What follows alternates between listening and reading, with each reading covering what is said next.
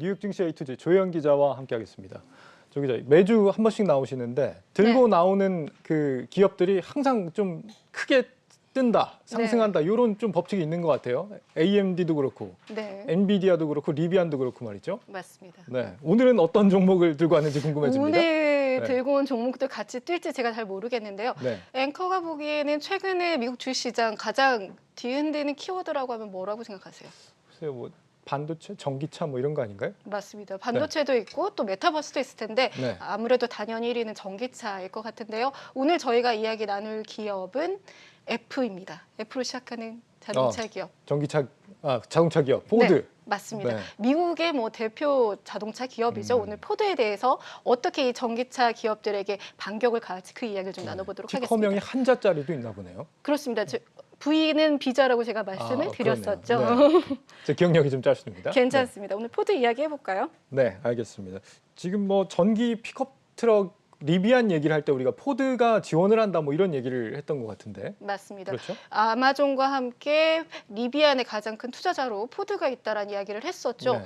근데 좀 철회한다면서요? 맞아요. 지난 주말에 그 뉴스가 나왔습니다. 금요일인데요. 우리 시간으로는 뭐 주말에 나오게 됐습니다.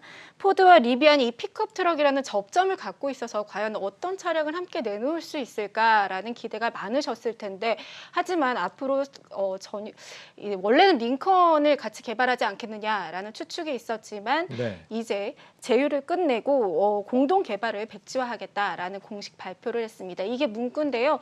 보시면 이제 리비안과 포드가 그 어떠한 형태의 합작 자동차 개발이나 플랫폼 공유 등을 추구하지 않기로 합의했다라고 했고요. 리비안도 각자의 프로젝트에 집중하기로 상호 합의했다. 이렇게 발표를 했습니다. 사실 리비안 IPO가 뭐 한 2주 전이잖아요. 이 전만 해도 포드는 리비안과의 프로젝트를 추진 중이었습니다. 특히 링컨의 EV 버전을 리비안과 공동 개발하겠다고 했고 10월까지만 해도 뭐 어떤 협력을 찾아보겠다. 콜라보레이션의 입장을 유지해 온 바가 있었는데요. 하지만 결국에는 무산이 됐습니다. 그렇다면 이번에 이제 리비안에서 IPO를 한 게 어떤 달라진 이유 중에 하나가 아닐까 싶기도 한데요. 그렇습니까? 맞습니다. 네. 결정적으로는 이 IPO를 앞두고서 이제 두 회사가 협력을 논의하다가 결국에는 이사진에서 포드 경영진이 빠졌어요. 네, 그러면서 두 회사 간의 균열이 좀 감지가 되기 시작했습니다. 여기에 리비안의 주가가 상장 첫날에만 29%가 올랐고 그러면서 바로 가볍게 포드의 시총도 제쳐버렸죠. 그러니까 어떻게 보면 스타트업과 대기업 투자사의 위치가 주식시장에서 시총으로는 역전이 된 셈입니다. 네. 그리고 무엇보다 이제 픽업 트럭 같은 경우 포드가 우리 스테디셀러가 있는데 아무래도 첫 전기 픽업 트럭의 타이틀을 빼앗긴 것이 또 주요하지 않았나 싶습니다. 100년의 역사를 자랑하는 포드로서는 어떻게 보면 이제 전기차로의 전환에 앞으로의 생존을 좀 걸어야 하는 중요한 시점에 다다랐다는 평가입니다. 실제 포드의 최고 경영자인 짐 팔리는 우리는 전기차 시장에서 승리할 것이란 자신이 있다. 또 과거 리비안 때 투자할 때와는 달리 이제는 서로가 해야 할 일이 확실해졌고 또 이 시점에서 우리는 우리만의 차량을 개발해야 한다라며 이번 결별의 배경을 설명했습니다. 그리고 또 일각에서는 기존 엔진 자동차 때와는 달리 전기차의 경우 파트너십을 통해서 얻을 수 있는 이익이 수익성 측면에서는 좀 그렇게 중요도가 덜하다는 분석도 제기됐고요. 한편 공동 개발 계획 철회와는 별개로 투자자로서의 지위는 계속 유지하겠다는 전망입니다. 이 포드로서는 리비안을 이렇게까지 대단하게 보지는 않았던 것 같은데 이렇게 네. IPO를 하고 보니까 막강한 경쟁자가 됐기 때문에 결별을 선언한 게 아닌가 싶습니다. 맞습니다. 그렇다면 이 포드만의 전기차 개발 어떤 전략을 갖고 추진하는 건지도 궁금한데요. 어떻습니까? 네, 이날 이제 포드가 밝힌 게 당장 2년 뒤 2023년까지 테슬라에 이은 전기차 생산 2위가 되겠다 이렇게 밝혔거든요. 예. 그래서 짐 팔리 포드 CEO는 2023년까지 전기차 연간 생산량을 60만 대로, 그러니까 기존의 30만 대에서 2배 높인 것입니다.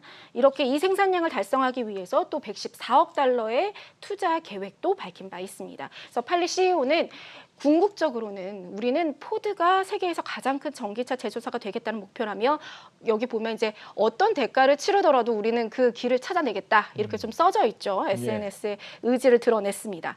여기서 팔리 CEO가 포드의 전략으로 내놓은 것이 바로 감성입니다. 흔히 레트로라고 하죠. 그래서 포드의 강점은 바로 이 100년의 역사 속에 상징적인 자동차 브랜드들을 만들어냈고 이에 대한 미국인들의 향수도 대단하다는 것이죠. 그래서 앞서 이야기 나눴던 F-150을 비롯해서 머스탱이나 링컨이나 그러니까 미국하면 생각나는 차량들을 전기차로 순차적으로 전환해서 선보이겠다는 겁니다.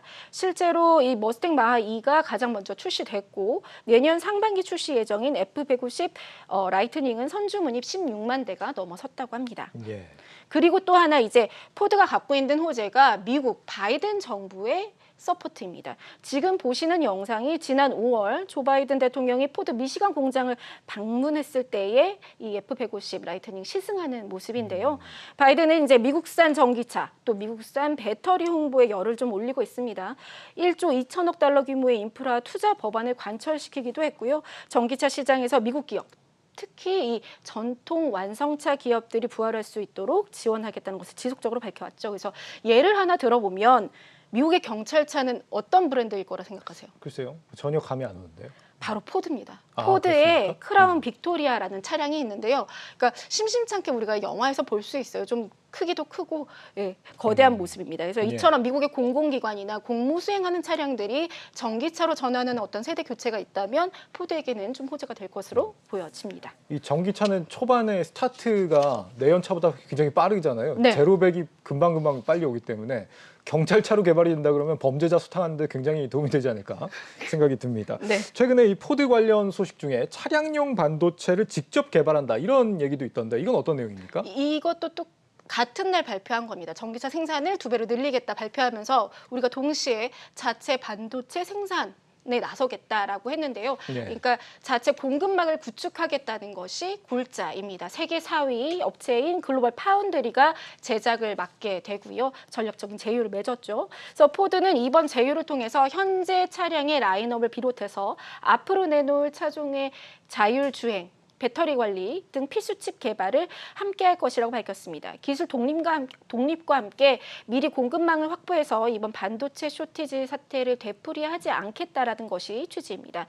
다만 이제 이번 제휴 통해서 이제 포드가 어느 정도의 공급량을 확보할지 또 다른 새로운 공장 증설에 나설지 등에 대해서는 구체적으로 밝히지는 않았습니다.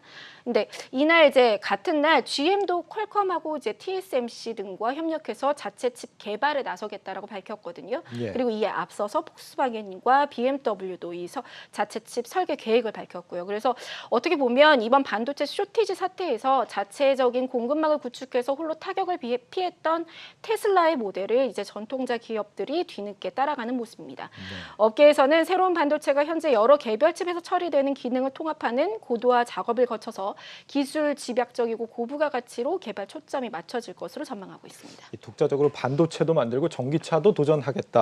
이런 포드의 전략을 시장에서는 어떻게 좀 평가를 하고 있습니까?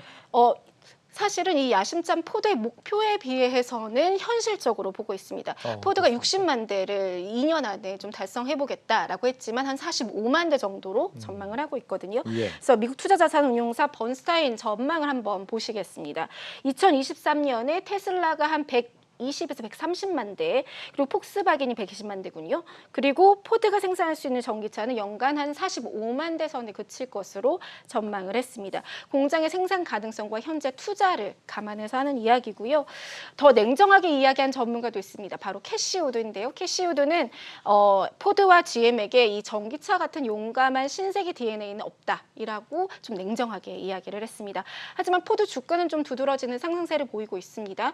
올해 들어서만 좀 $20까지 원래 올해 초에는 한 $8 선이었거든요. 그러니까 3배 가까이 오른 셈이죠. 그렇지만 월가의 목표가는 현재 주가와 크게 차이 없는 18에서 $20 선을 나타내고 있고 다만 올해 들어 투자 의견이 중립해서 시장 수익률 상회로 돌아섰습니다. 네, 전통의 강자가 부활할 수 있을지 좀 기다려 봐야겠습니다. 조현 기자와 함께했습니다. 잘 들었습니다.